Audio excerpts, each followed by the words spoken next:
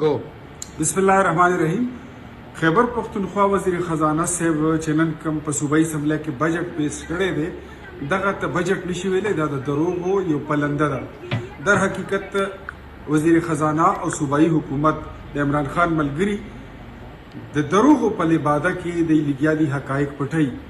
د چې کوم بجټ ته یو ښه او کامیاب بجټ وایي، په دې بجټ کې دا در حقیقت دا د 100 ارب روپو د خسارې بجټ دی او د بجټ خسارې پوره کولو دپاره دوی به پوره 100 ارب روپۍ قرضې اخلي. دوی وایي موږ ټیکس فری بجټ لګولی دی، خو زاړه ټیکسونه یې نوی ټیکس که نه لګېدلی، خو زاړه ټیکسونه ټول سیوا کړل.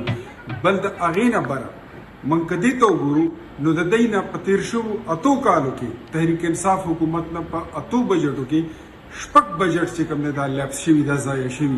دوی ته پیسو او د بجټ د استعمال چل نه ورځي.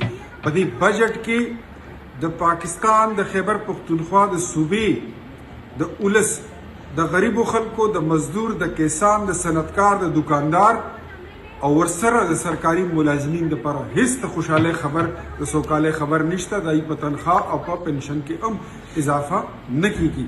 پاکستان مسلم لیگ نون دا ظالمانه، عوام کش او د غریب دشمن بجټ یکسر مسترد